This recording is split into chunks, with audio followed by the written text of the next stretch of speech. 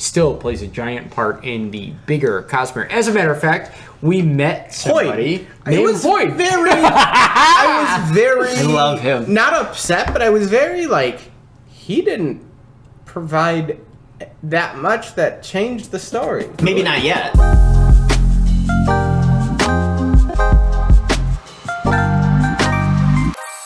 Oh, I don't know about that. I was thinking about even in this story, I'm like, I didn't think it was that, because all it was I forget what he even provided. All he did, so it was not Kaladin. It was Kelsier went to him. He was the informant. That's right. The ska street urchin, and all he pretty much did was confirm with Kelsier that all their plans, Renew has been buying up all the weapons, and that he's trying to weaken this house by saying this, and that's ending up gonna get more people to buy his weapons. And he was just like confirmed, like, yeah, so our plans are kind of working. And I don't think he did provide one thing at the very end where he was like, oh, the Vinette is like actually what did he say? Vinette is like being protected. Yeah, being protected by or there's an alliance between Renault and the House Venture, and it's Vinette is involved in that, and this is I have a theory about he has this. something against him, but that didn't change anything. I actually think it changed everything. I'll tell you why. I have a theory that Hoyd was there specifically to tell Kelsier that, so that he got an inkling about the real relationship between Vin and Elend. And that actually was one of the things that got him investigating Elend further, even more than he was, and that led to him deciding to save Elend. Because Hoyd is, remember, he's like, I don't know why I'm here. Yeah. I have to be here, though. And I just got to do this shit. Yeah. And what does he do? He doesn't even know what he does, but he knows, no, I know something right here. I just got to be standing here. Yeah.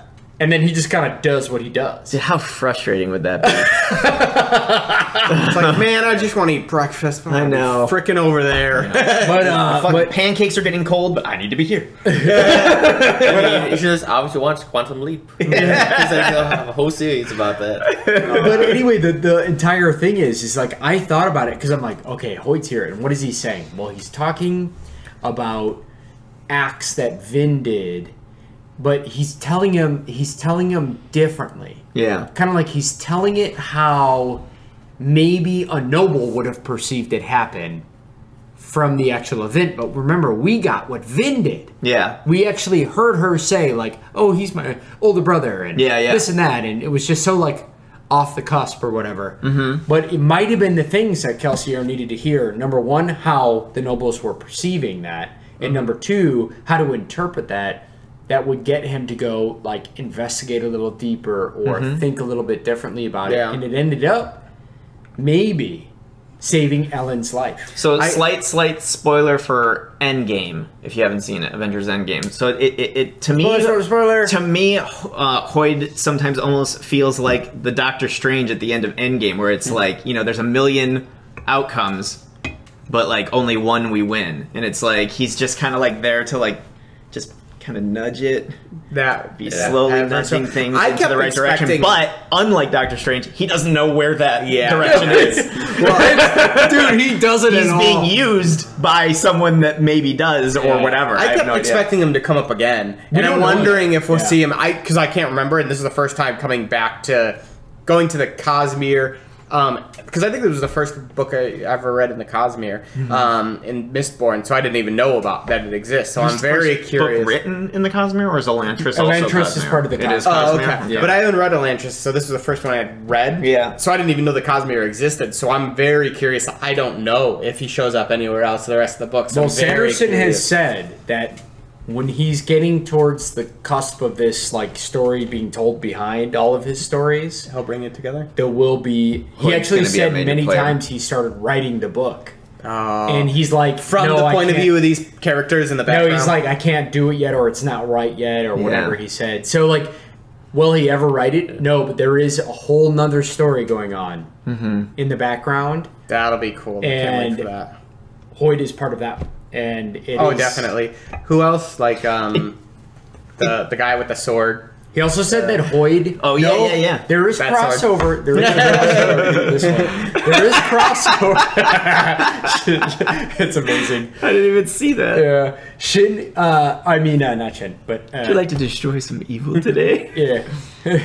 Let's kill them. They're evil, right? That group of people, they're actually, evil. those guys still looked at aren't me part wrong. of that bigger story. Yeah. They're just like part of being lucky enough to cross over at these universes, tying the universes together, similar to how Season King used Father Callahan. Seasoned king. That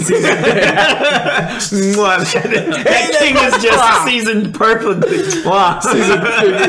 But exactly. But similar to how he's using that. But Yeah. Hoyt is Yeah. actually part of that. He's something different, and we don't even know exactly what he is.